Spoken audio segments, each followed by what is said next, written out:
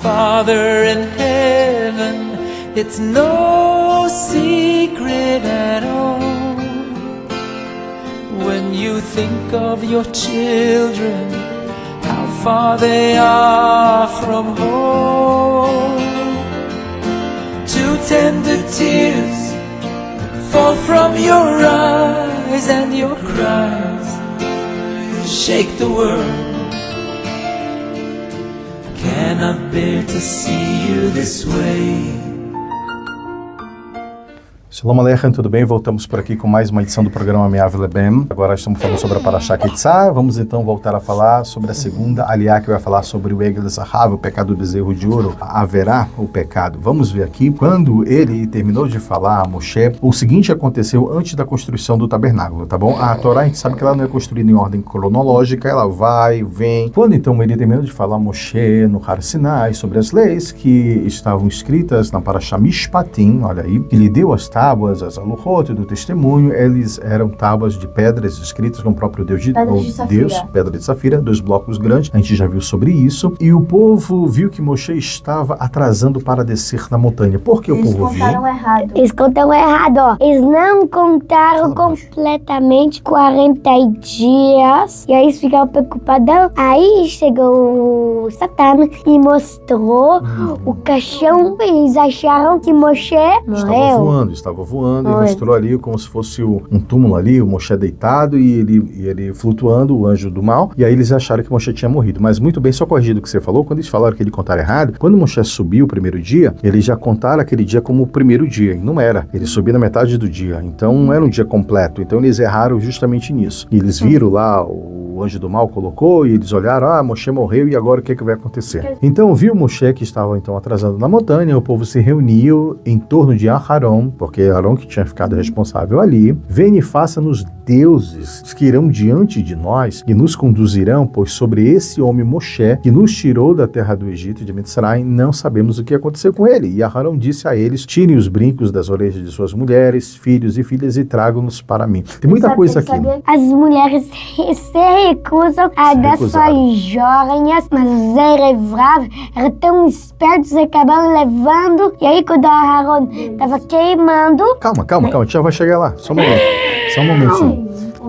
O Judas só queria um líder para condenar, mas em coração dos Erevrav eles queriam ainda adorar Deus. Tá, então vamos prestar bem atenção. Aqui existe algo muito interessante que a gente tem que estudar com calma. Existe um momento que Hashem fala e o povo se reuniu, diz que primeiro um povo e depois Hashem fala o teu povo e o povo. Então aqui existe alguns ensinamentos de Rashi, dos nossos outros mestres Rahamim, que diz o seguinte, que houve uma confusão aqui. Tinha o Erevrav, que era uma parte, um grande número de pessoas que tinha saído do Egito, de Mitzrayim, que eram egípcios, com Moshe Rabbeinu. Não só egípcios, tinha de outros povos que estavam escravos lá também, e eles quiseram sair junto com o povo de Israel. Lembra que ninguém conseguia escapar do Egito. Ninguém conseguia escapar. Quando o povo de Israel saiu do Egito, eles tiveram a oportunidade de sair junto. Mas além desse povo que saiu junto, o próprio Moshe Rabbeinu quis tirar umas pessoas de lá e converteu essas pessoas junto. E mais tarde Hashem vai dizer para ele, olha, o teu povo, não é o povo de Israel, o povo que você tirou sem a minha autorização, porque você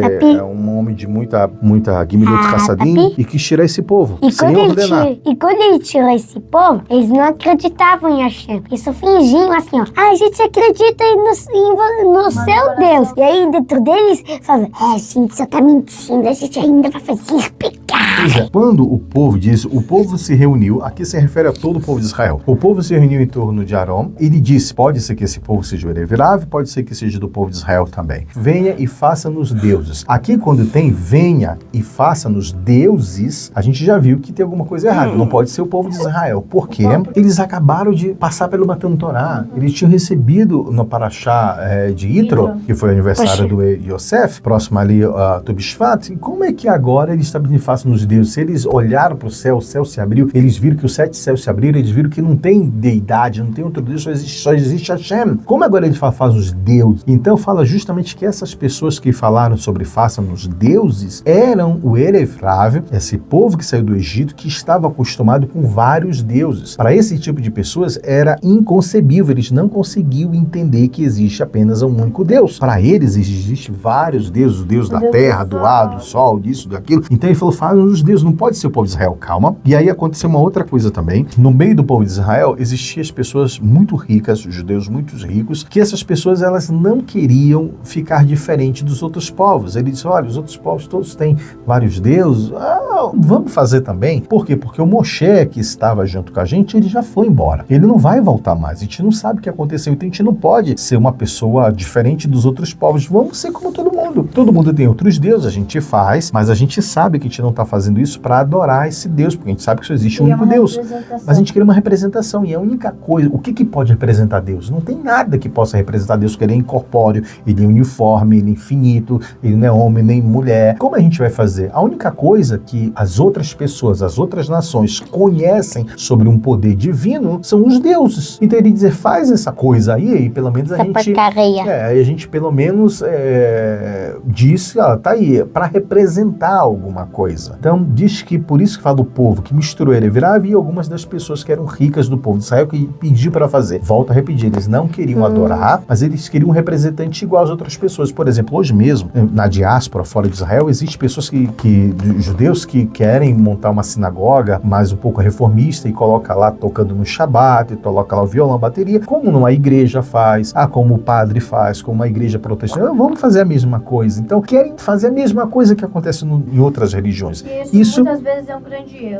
É um erro. Mas o quê? Para aproximar as pessoas da Torá, para que as pessoas possam ir de carro no Shabat. A intenção parece ser boa, mas no fundo você está trocando a Torá. Ou seja, você está moldando a Torá de acordo com o que você acha, com o que você quer, e não você quer mudar de acordo com como a Torá é. Tipo, uma vez, quando não tinha da rei Israel, os judeus pediram lá pro Shmuel Navi para ter um rei como as outras nações. O erro deles foi falar como as outras nações. Pois é, e é outra coisa, a gente também já leu, que a gente estava estudando o Taná, que existia um momento no povo de Israel que cada um fazia o que queria, cada um criava um deus, cada um criava um Mizbeah e fazia o que queria. Então aconteceu o seguinte, que quando ele falou faça-nos deuses, a gente sabe primeiramente isso daqui é esquisito, não é o povo de Israel, mas existia uma parte também do povo de Israel que entrou nessa jogada. O Erev Rav, ele induziu o povo de Israel como um veneno no meio do povo de Israel para induzir, bora lá, vai lá, vamos fazer do nosso jeito. Pois a este Moshe aí, esse cara aí não sabe o que aconteceu com ele. Ele nos tirou da terra do Egito. E quem tirou o povo de Israel da terra do Egito foi Hashem. Então a gente sabe aqui que tem alguma coisa errada. E Aharon, aí começa aqui, Aharon diz o seguinte, tire o brinco então das orelhas dos seus filhos, das suas esposas. Por que Aharon falou isso? Ele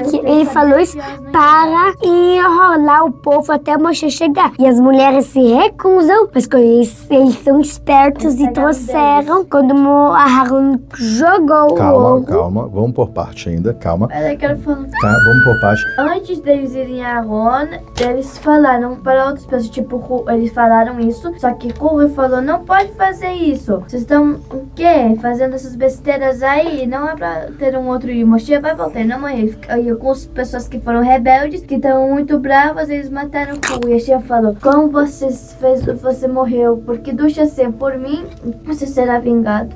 Ele falou para pegarem o ouro, os outros, por causa que tinha medo de morrer, não podia, se ele falasse não, podiam também matar ele, ou fazer também bagunça. Tá bom. E justamente para salvar sua vida, você pode fazer, só tem 3 coisas que você tem que morrer e não entregar sua vida. 3 coisas, idolatria, incesto, fazer relações ilícitas, casamentos ilícitos e assassinato. Então, nesse caso, o Arão não ia fazer idolatria. Ele estava enrolando, ele não ia fazer idolatria, que ele sabia, tanto é que ele fala, amanhã será festa para Hashem, não para o bezerro de ouro que ele conhece. Então ele não estava fazendo idolatria, ele estava enrolando ali, como Eliav falou. Mas engraçado, quando ele pede para trazer o brinco, o ouro das esposas, que o Arão sabia lá no fundo que vai lá pedir para tua mulher. A mulher ia chegar e dizer, sai fora, rapaz, eu não vou dar meu ouro para você. Eu vou dar o meu ouro? O que você me deu de presente para fazer um bezerro? Uma idolatria? matar, não, sai fora daqui, olha aqui, ó, te dou aqui, sai fora, vai, Chinelada. pega o teu ouro, pega o teu dinheiro. Então o Arão sabia, na realidade, que elas não iriam daqui, seria uma missão muito difícil. E esperando atrasá-los, né, até Moshe chegar. Todo o povo, imediatamente, quando eu falo todo o povo, que não só o povo de Israel, como as outras pessoas, o povo de Israel também, influenciado pelo Evirav, tirou os brincos que estavam nas suas orelhas. Olha, não falo das orelhas das mulheres, falaria tiraram o próprio deles, das suas orelhas, e os trouxeram a Arão. E ele tomou os aros das mãos e amarrou-os num pano. E feiticeiros, na realidade, da mistura do Evirav, fizeram disto um bezerro. Tem muita coisa aqui, calma aí. E a mistura de povos disseram: este Israel é o teu Deus que te tirou da terra do Egito. Fala rapidinho. Ô papi, quando o Aharon jogou o ouro no fogo, ele falou: o ouro vou ter que esperar porque vai demorar pra derreter. Aí uma pessoa chamada Mirá pegou um pedaço de barra e jogou para o mal esse barro que estava escrito o nome de Hashem e se transformou esse bezerro de ouro. Mas esse pedaço de barro, quando o Yosef Atzadik tinha falado: vocês vão levar meus ossos quando saírem do Egito, e o Moshe estava preocupado, aí ele pegou um pedaço de barra, ele escreveu o nome de Hashem, jogou, aí o cachorro se flutuou, aí esse Mirá pegou, escondido, escondeu, aí esse Mirá usou para o mal para fazer o bezerro de ouro. O que eu sei é o seguinte, que quando o Moshe Rabbeinu estava saindo de Mitzrayim, ele foi resgatar o quê? O corpo de Yosef. E o cálice de Yosef tinha 4 animais, que é justamente as imagens dos animais, ou seja, da carruagem divina, que é a Merkavá, a carruagem divina é a Merkavá, que essa a Merkavá. Então existe essa Merkavá, que é a carruagem de ouro de Hashem, etc. Ela tinha 4 animais. Que 4 animais eram esses? Um que tinha a face de um boi, um que tinha a face de um homem, de uma águia e de um leão. E aí aconteceu que, como era o nome da filha de Asher, que sobreviveu muito tempo, a Zerach disse: olha, eu vou te mostrar, vou te mostrar onde é que está o caixão de Yosef, porque os egípcios afundaram ele com feitiçaria, colocaram cachorros de feitiçaria lá para tomar conta e afundaram ele num caixão de chumbo para ficar no rio Nilo, para ele nunca sair de lá, porque o povo de Israel tinha dito que eles só sairiam de Mitzrayim se levassem os ossos de Yosef. E ele não queria que ele saísse, então se ele ficar aí, eu não vou sair nunca daqui. E aí essa porque ia acabar a bracha. Chegou, falou, tá aqui, e aí Moshe Rabbeinu disse: Yosef, te levanta, vem, você está atrasando a saída do povo, a redenção. E aí ele não saiu até que ele pegou, jogou um pedaço, foi jogando esses pedaços de ouro, ele quebrou o copo e foi jogando do leão, do homem, da águia, e quando ele jogou o do boi, esse caixão levantou e ele levou. Só que esse pedaço do boi, esse Mirra pegou justamente essa peça e escondeu. Não vou dizer que ele roubou, mas ele escondeu. E na hora que eles estavam dando justamente o ouro, quando eles deram totalmente o ouro, essa parte, que era uma parte do ouro, foi jogada no fogo. Falar aí, feiticeiros, que era justamente, não se sabe que feiticeiros também fizeram feitiçaria ali e colocaram esse pedaço de ouro que jogaram dentro dele, com feitiçarias também, não só ele, como tinha poder, o próprio ouro, como os feiticeiros, aí saiu o bezerro de ouro. Então o que eu quero dizer, tanto é que depois, no final, quando o Moshe desce do Har Sinai, que ele fala para Arão: o que você fez? Ele falou: eu não sei, eu fiz isso e saiu. Ele, como seria, eu não construí, eu joguei o ouro e saiu isso. Ele não estava mentindo, realmente houve um milagre, ele colocou ali e saiu. Que milagre. Feitiçaria. E é interessante aqui na Parashá, a mistura dos povos disse: este Israel é o teu Deus que te tirou da terra do Egito. E quando Arão viu que o bezerro de ouro tinha vida, que ele saiu, construiu o Misbear diante para atrasá-los mais ainda, por saiu o ouro. E Arão fez um pronunciamento e disse: amanhã, ninguém vai fazer nada agora, amanhã será um Yom Tov, um festival para Deus, para Hashem. Pois ele estava certo de que Moshe iria descer amanhã. E no dia seguinte ele levantaram cedo as outras pessoas, sacrificaram holocaustos e trouxeram oferendas de paz, e o povo sentou para comer, beber, e eles se tornaram depravados. Então primeiro Primeiro eles fizeram uma avodá, fizeram o serviço, fizeram a alimentação, Kiddush, só depois eles foram dançar, comemorar e fazer o Yom Tov. E aí que eles se perverteram. E Saadia Gaon, um dos nossos Rahamim, disse que Hashem ficou chateado com Haron, tá? Porque Hashem ficou chateado, por mais que ele não tivesse adorado o bezerro e por mais que ele não adorou, não fez isso, ele fez isso tudo para atrasar, mas mesmo assim Hashem ficou chateado em que ele fez. O Ibn Ezra e o Kuzari, ele fala que os judeus não queriam adorar os ídolos, eles estavam apenas tentando buscar uma forma de adorar Hashem de uma forma correta. O bezerro era o objetivo pelo qual eles pretendiam adorar Hashem, através do bezerro, ou seja, era uma forma de ver, de identidade, era um símbolo. E volta novamente a dizer que Aaron não tinha culpa nenhuma, que ele disse que amanhã será festa para Hashem. O Ramban também vem defendendo os judeus, dizendo que eles não pretendiam adorar os ídolos e que eles queriam apenas um bezerro para substituir Moshe Rabbeinu, porque Aaron escolheu justamente o boi, o bezerro, porque uma vez a carruagem celestial tinha a face de um boi também, e que representava uma das forças de Hashem, o boi, a força. O Da'at Zeknim me diz que existiam 3 tipos de grupos de judeus, tá? Ao primeiro, esses que estavam somente procurando um novo líder, apenas queriam um novo líder, somente isso. O segundo, eles desejavam adorar realmente ídolos, eram pessoas que estavam determinadas a serem brechaim, pecadores, fazer realmente a Avodah Zará. E a tribo de Levi, que permaneceu totalmente leal a Deus, que não pecou jamais. Que as mulheres também não pecaram, que essas mulheres conseguiram, inclusive, entrar em Eretz Israel. Como mostra às vezes nos filmes, nos desenhos, né, as mulheres dançando. Até pedir para a IA, inteligência artificial, fazer uma imagem de homens israelitas adorando o bezerro de ouro no deserto. Ela mostra as mulheres dançando com pandeiro. As mulheres não participaram disso,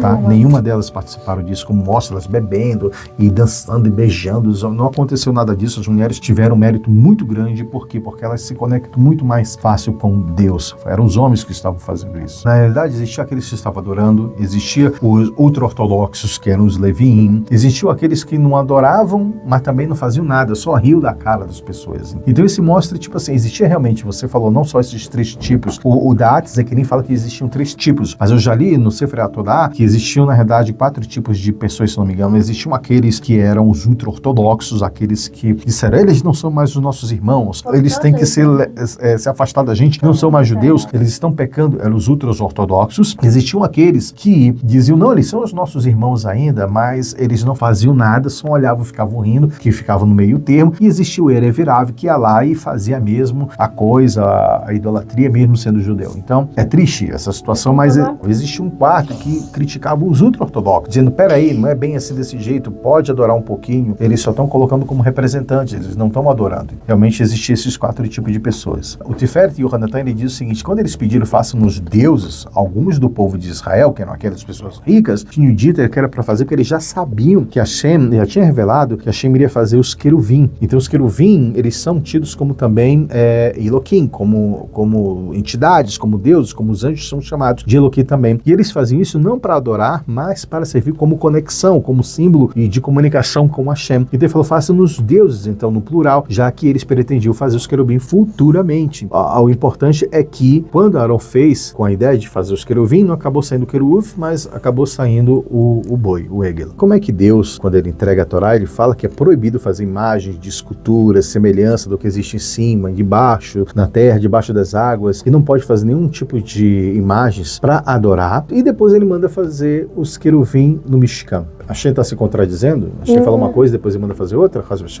Por que ele falou isso? Hashem tinha proibido fazer isso fora do Mishkan. Dentro do Mishkan podia ser feito. Então os queruvim, que não poderia nem fazer o queruvim também, como é que você vai fazer uma imagem que lembra algo que está no céu, que são os queruvim, etc. Se Hashem tinha proibido de fazer, que Hashem proibiu fazer fora do Mishkan. Dentro do Mishkan era permitido fazer justamente por quê? Porque ali iria trazer justamente a lembrança da conexão com Hashem. E os queruvim, a gente sabe, os anjos, eles representavam o quê? 2 faces de crianças que são puras, crianças que não têm pecado nenhum. E representa também, eram de face masculina e feminina, isso representa também a união entre o homem e a mulher, que representa como se fosse a união entre Deus e Israel. Então diz que quando o povo de Israel estava cumprindo a Torá, fazendo as coisas corretas, os anjos estavam virados face a face. Quando o povo de Israel, Haz v'Shalom, pecava, quando o Cohen entrava no Kodesh HaKodashim, ele viu os anjos virados de costas, ou seja, não existe paz, está brigado. E algo muito interessante aconteceu quando o Beit HaMikdash estava quase para ser destruído. Eu não me lembro se foi no primeiro ou no segundo, mas diz que quando o Kohen Gadol entrou no Kodesh HaKodashim, ele, no momento em que o povo de Israel estava mais pecando, ele encontrou os queruvim abraçados. Olha que algo interessante, mostrando que mesmo no pior momento do povo de Israel, o Beit HaMikdash sendo destruído, o povo de Israel estava abraçado. Deus estava dizendo, olha, mesmo que você tenha pecado, nós estamos abraçados, estamos aqui dizendo, nós somos um só, não vamos nos separar. Então isso é algo muito elevado. Os nossos sábios dizem que Arão, ele não se envolveu em nada proibido ligando o bezerro de ouro pela seguinte razão: uma pessoa não pode ser culpada por aquilo que não pertence a ela. O ouro não pertencia a Arão, o ouro pertencia às outras pessoas. Então ele fez aquilo que as outras pessoas queriam. Uma pessoa que faz, sei lá, faz alguma coisa de madeira, por exemplo, me pediram para pegar e fazer isso daqui, tá? Eu fiz isso daqui, mas essa madeira não é minha. A pessoa me trouxe a madeira e disse, você pode fazer isso daqui? Eu faço para você. E fiz justamente isso daqui. A pessoa leva isso para casa dela e caso Shalom começa a adorar isso daqui. A culpa é minha? Não, eu fiz. A pessoa fala, você pode fazer um suporte de livro? Faça um suporte de livro. Me traz a madeira que eu faço. E a pessoa levou e a pessoa começou a adorar isso daqui. A culpa não é minha. Então disse que, na realidade, foi isso que aconteceu com Arão, mas mesmo assim, pelo nível muito alto e elevado que Arão teve, a Hashem também não gostou disso. A ela. Alarme, entendeu? Mas é chato esse barulho. Algo muito interessante aqui que a gente pode falar é que as mulheres judias e as crianças não deram o seu ouro, como eu já falei ainda agora, né, para a fabricação do bezerro de ouro. Em vez disso, seus maridos tiraram delas a força. Isso mostra a verdadeira convicção no Deus único. É mais forte nas mulheres do que nos homens. As mulheres são mais devotas e as crianças também. Mas papai, não vou dar meu ouro para você. Me dá o seu ouro. Não, o ouro é meu, papai. Eu quero o seu ouro. Se Deus falou severamente a Moshe dizendo, desça, pois o seu povo, que povo é esse? O povo de Israel, não o povo que ele tinha tirado do Egito, no caso o Erefrav. O povo que você tirou da terra do Egito se corrompeu. Eles rapidamente abandonaram o caminho que eu lhes ordenei seguir e eles fizeram para si um bezerro fundido e eles se prostraram e ofereceram sacrifícios korbanot para ele, exclamando, este Israel é teu Deus que te tirou da terra do Egito. Deus disse a Moshe, eu observei o povo e eles têm uma nuca dura, são pessoas difíceis de lidar, não gostam de ser advertidos, de ser corrigidos, né, seu Eliakim? Agora, não tente interromper-me quando eu descarregar minha ira contra eles para destruí-los, e farei de você uma grande nova nação no lugar deles. Olha aí. Aqui mostra, eu já falei para vocês em outros vídeos, que não existe lei da substituição. Algumas religiões dizem que o povo de Israel, Hashem não quer mais o povo de Israel, foi substituído, que agora existe um novo povo, uma nova Torá, que agora Hashem escolheu eles. Não existe essa lei da substituição. O povo de Israel é o povo de Hashem, mesmo pecando, errando, vai sempre ser o povo de Israel. E se pecar, Hashem vai castigar, Hashem vai lidar com eles. É tipo o filho e o pai. E ele não vai substituir nunca. Tanto é que o próprio Moshe Rabbeinu, Hashem disse para ele, olha, eu vou acabar com esse povo, vou destruir ele, substituir de você, eu vou fazer um novo povo. Mesmo assim, Hashem não estava destruindo o povo de Israel, porque o Moshe fazia parte do povo de Israel. E vou fazer um novo povo através de você. E o que foi que o Moshe falou? Me risca do teu livro, mas não faça isso com o povo de Israel. Que Moshe então suplicou diante de Hashem, falou os 13 atributos de misericórdia, que Hashem ensinou para ele, e ele falou, não faça isso, porque as outras nações não vão entender isso, vão achar que o Senhor tirou só para matar, e ele intercedeu pelo povo. Mas uma coisa aqui, que é algo que eu sempre pensei quando eu li isso, é que muitas vezes nós, seres humanos, nós queremos ser mais misericordiosos do que Hashem. Hashem disse, eu vou destruir, e o Moshe disse, não faça isso com o povo, tudo bem. E quando Moshe desceu, Moshe viu, realmente, o negócio tá feio aqui. Então, para mostrar que Hashem sempre tá certo, mostra que Hashem também fez isso para saber, vamos ver se é um líder de verdade ou não, se ele realmente vai interceder pelo povo, e ele intercedeu, tudo isso aí pra gente aprender. Hashem sabe de tudo, ele que criou todas essas coisas, então aqui mostram coisas para ensinar a gente, o ser humano, não é para testar Hashem. Lembre de Abraham, Isaac e Israel, os seus servos que você tirou, e você jurou em sua essência quando disse, e eu multiplicarei a sua semente como as estrelas do céu, e toda a terra que eu prometi a você darei a seus descendentes a eles, e possuirão a terra. E Deus mudou a ideia de fazer mal que ele planejava para o seu povo somente por causa de Moshe Rabbeinu, porque ele soube como interceder pelo povo. Mas nós não ia estar aqui. Com certeza. Olha, bem interessante, o Rashi começa a falar, como é que pode Moshe criticar Deus? Ele chegou e criticou Hashem. Olha só que interessante, olha o que o Rashi fala. Isso que Moshe Rabbeinu disse para Hashem. Sabe, Moshe disse a Hashem, deixa eu falar uma coisa, parece que ele estava criticando Hashem. Quer dizer, tu tá tendo ciúme, um homem que é sábio, vai ter ciúme de um homem que não é sábio? De um burro? Você é sábio, você vai ter ciúme de um homem que não é sábio? Uma pessoa que é forte, que sabe que é forte, vai ficar com ciúme, com inveja de uma pessoa que não é forte? Que isso? Ele falou, tu és Deus, tu é todo poderoso, o Criador dos céus, tu vai ficar com ciúme de um comedor de feno, de um animal? Ele não é nada. A não ser que ele seja alguma coisa. Hashem disse, não, tu tá certo, realmente. É aí que eu queria que você chegasse.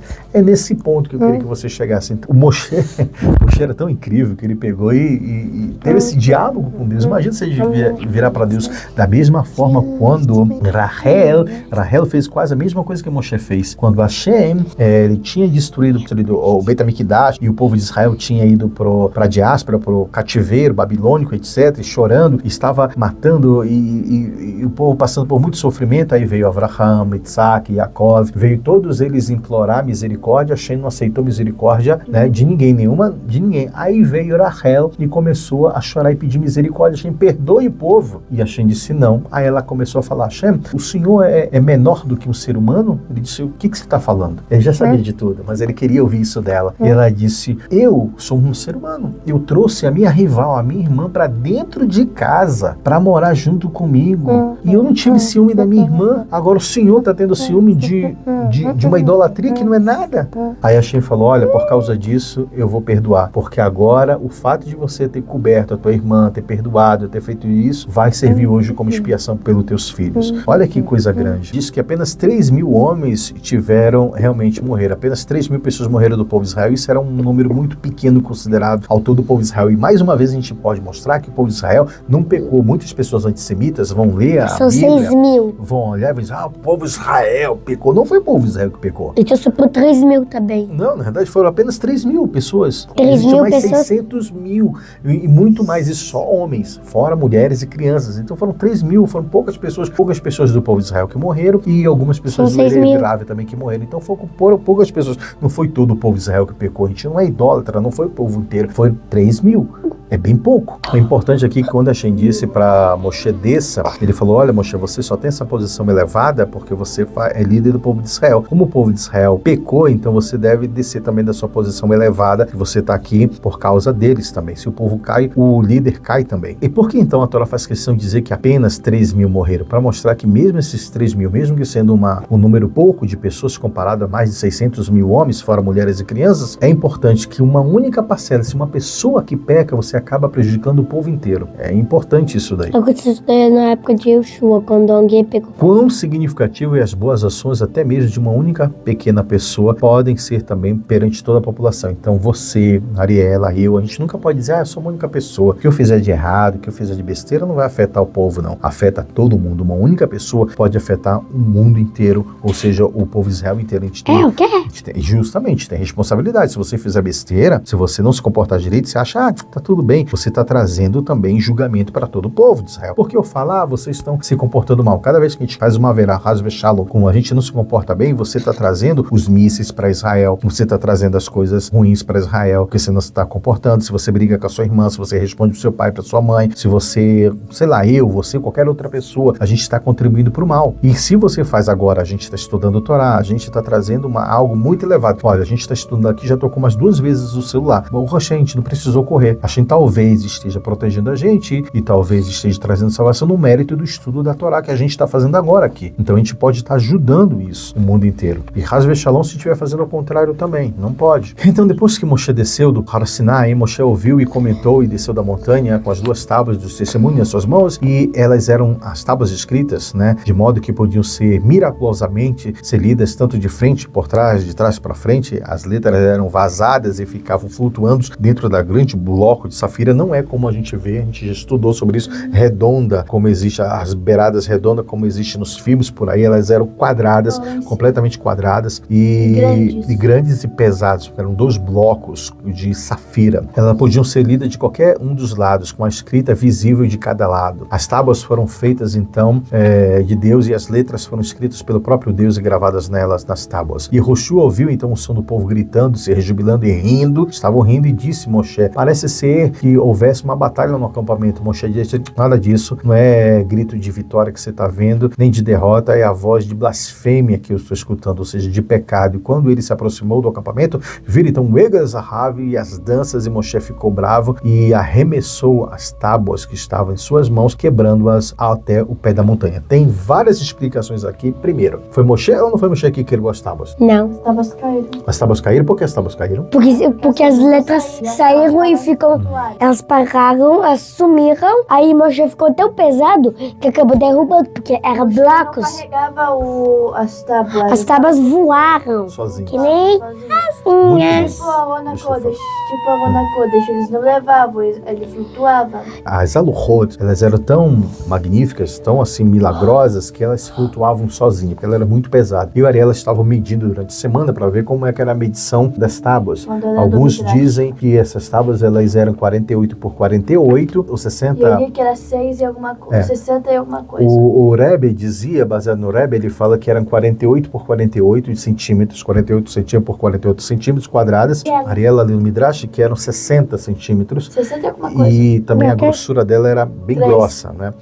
3 centímetros. Então, essas tábuas, as aluhot, elas flutuavam sozinhas, elas se levavam sozinhas. Mas Moshe carregava ali, fingia que estava carregando, porque elas flutuavam sozinhas. Quando Moshe viu que o povo pecou, as tábuas também viram aquilo, elas fizeram o que? As letras saíram. O povo é indigno. Elas voaram as letras para o céu. Então a tábua se tornou como um corpo morto. Ela estava viva, como a Neshama. A alma da Torá estava dentro dessas pedras. Quando ela viu, voou, ficou um corpo inanimado, morto. E ela ficou tão pesada que Moshe não conseguiu segurar, então ela caiu. Mas não só ela caiu, como Moshe também viu o povo pecando, e Moshe, ao mesmo tempo que ela caiu, Moshe disse, eu não vou segurar ela. Não dá para ficar segurando. Então também ele jogou e elas quebraram. Por que Moshe quebrou? A gente sabe que elas quebraram, entre aspas, sozinha, que elas voaram, ficou pesada, mas ao mesmo tempo Moshe não conseguiu segurar, e Moshe disse, eu não vou segurar esse problema para mim, então ele jogou e quebrou também. Pergunta, por que ele quebrou? Acontece o seguinte, se existe lei, existe punição. Se não existe lei, não existe punição. Então Moshe Rabbeinu pensou, olha, a Ketubá, que era como se fosse um contrato de casamento entre o povo de Israel e Deus, disse, se essa aluhot continuar aqui, existe lei, o povo vai ter que morrer, não posso fazer nada.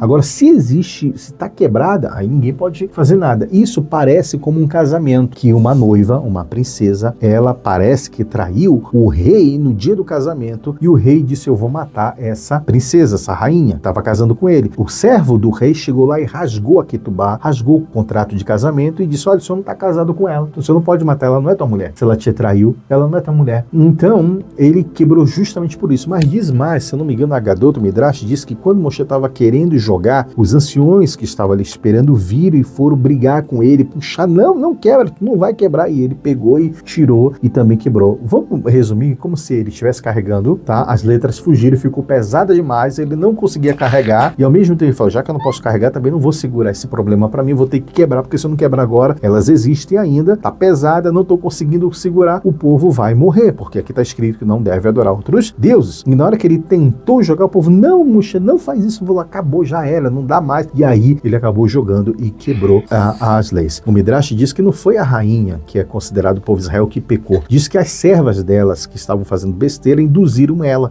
O Elevrav induziram, e o rei descobriu, você tá me traindo? Poxa, eu acabei de casar com você tá fazendo isso? E aí foi rasgado a Ketubá, o contrato que era justamente as aluhot. E aí depois o rei foi descobrir que não, ela não tinha traído, realmente não foi todo o povo. Então Hashem fez um novo contrato e houve uma nova entrega das outras tábuas. A gente vai ler agora sobre os pecadores que cometeram o bezerro de ouro, né? O que foi que aconteceu com eles, né? A gente sabe que aconteceu. Moshe então se postou à entrada do acampamento e disse, quem está junto com Deus, se junte até a mim. Então todos os Levim que não pecaram se juntaram perante ele, e ele lhe disse, então é isso que o Deus, o Senhor de Israel diz, qualquer pessoa que tenha servido um ídolo deve ser morta. Então cada um do povo de Levi, né, da tribo de Levi, tirou sua espada, vá até um portão ao outro do acampamento, e cada um mate o seu meio-irmão, amigo, próximo, parente, não interessa se era parente, amigo, irmão, vai matar. E os levitas seguiram a palavra de Moshe naquele dia, então perto de 3.000 homens do povo povo caíram. E Moshe disse: hoje vocês podem ser consagrados para se tornarem sacerdotes de Deus, a tribo de Levi, como uma brahá especial, pois cada homem estava disposto a matar mesmo seus próprios filhos e irmãos. No dia seguinte, Moshe disse ao povo: vocês cometeram um pecado terrível, agora eu voltarei a Deus, talvez eu conseguiria obter expiação para o crime que vocês cometeram. E Moshe voltou a Deus e disse: por favor. E ele, enfim, começa a falar os 3 atributos de misericórdia, e então diz que então Deus feriu o povo com uma praga por causa do bezerro que Arão tinha feito. Uma coisa muito interessante, o Midrash disse que Moshe estava muito triste, aflito por ele ter quebrado as 2 tábuas. E Hashem tinha dito a Moshe: não fique aflito, porque as primeiras tábuas continham apenas os 10 mandamentos, mas as segundas tábuas, as segundas aluhot, eu colocarei as aluhot, Midrash, Agadot, e vou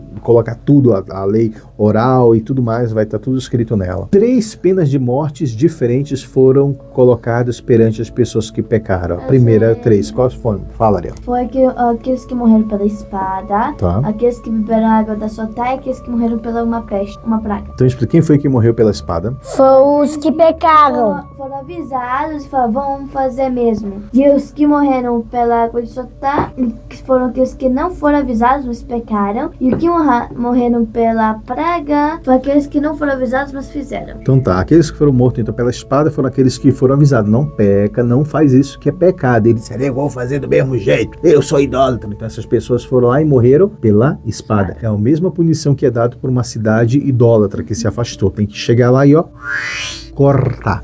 Esse foi o primeiro. A água de Sotá foi dada a quem? Foi dada àquelas pessoas que adoraram em segredo, não foram advertidas. Ninguém sabia se ela estava adorando. Adoraram em segredo e ninguém sabia se ela tinha adorado ou não. Então Moshe moeu o ouro na água e deu, que é o mesmo caso da mulher Sotá, que aqui se escrevia o nome de Hashem no pergaminho, pegava a terra de dentro do Mishkan, do Beit HaMikdash, do tabernáculo, jogava dentro da água, aí era apagado o nome de Hashem, que Hashem disse: olha, eu prefiro que o meu nome seja apagado, mas que exista paz entre o homem e a sua mulher. Eu prefiro que apague o meu nome, mas eu prefiro que eles estejam em paz. Então, o nome de Hashem era apagado nessa água e o sacerdote tirava a cobertura da cabeça da mulher e dava água para ela tomar. Ninguém sabia se ela tinha traído o marido ou não. Se ela traiu o marido dela, aquela água então inchava a barriga dela até arrebentar, estourar. Estourava e ela morria. E o homem com quem ela tinha traído o marido também morria. Então, como eu não sabia se quem tinha adorado o bezerro de ouro não escondido, Moshe deu aquela água para o povo de Israel. Aquelas pessoas que beberam água com ouro não adoraram, não aconteceu nada, tiveram brahá, tiveram mais filhos. E aquelas pessoas que adoraram o bezerro de ouro escondido morreram. Foi um tipo de punição de praga. Existia também um terceiro tipo de grupo de pessoas, que eram aqueles que adoraram o bezerro de ouro, o Egel Zahav, mas ninguém foi lá dizer para ela: ei, tu tá pecando. Ninguém falou. Então ela estava adorando. Então essas pessoas morreram pela praga que Deus enviou para o povo. Foi esses 3 tipos de punição que aconteceu. Outra coisa muito interessante é que quando Moshe quebrou as tábuas, isso foi algo até aprovado por Deus, tá? Deus até elogiou, falou: parabéns por você ter quebrado, foi muito bom,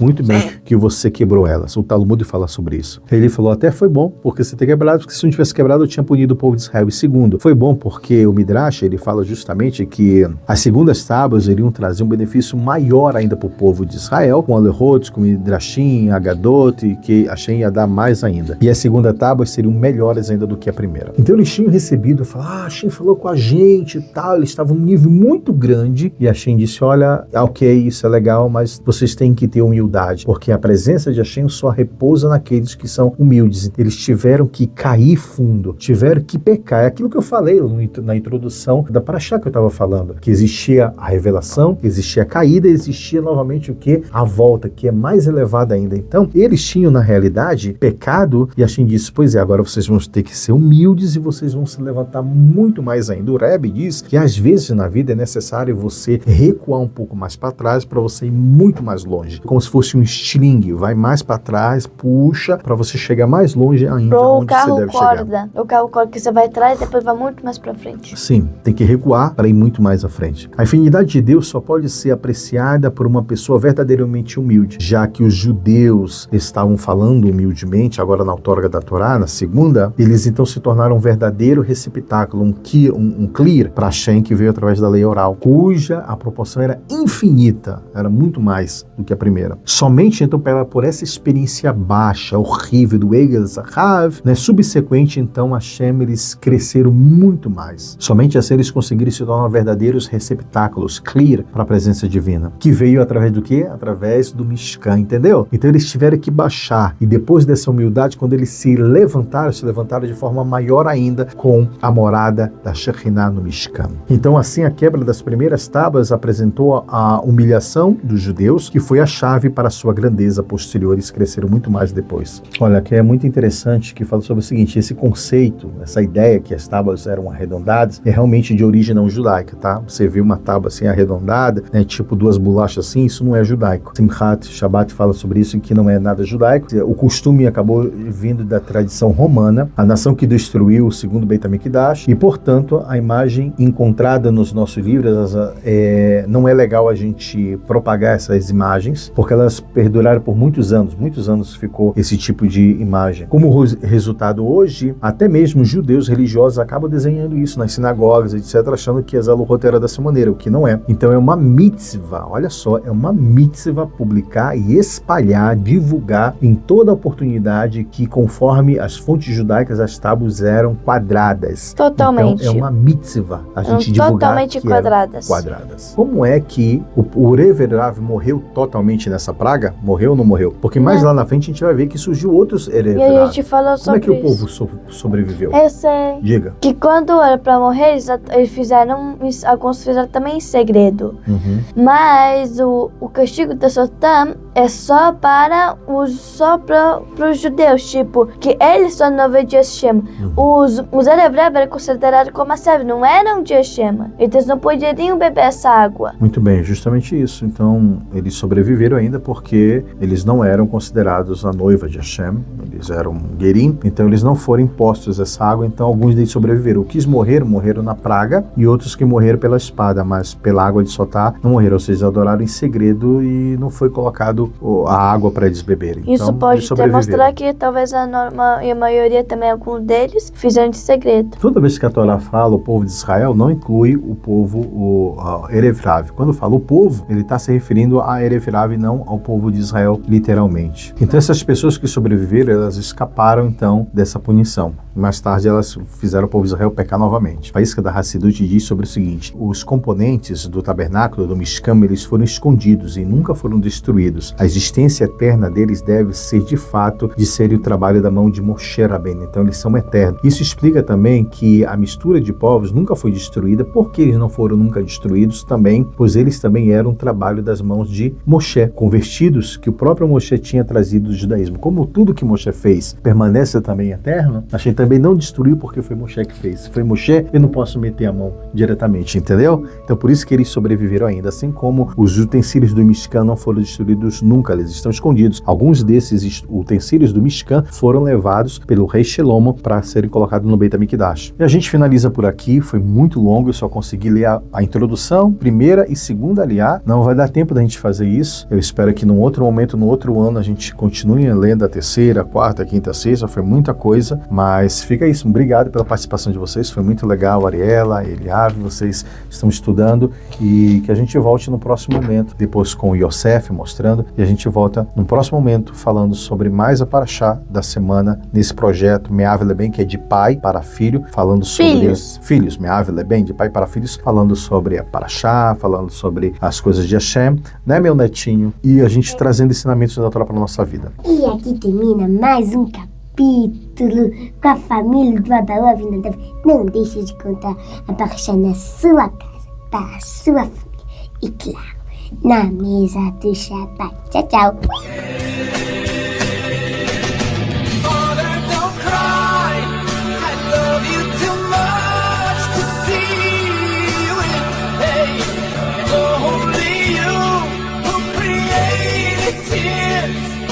Wipe that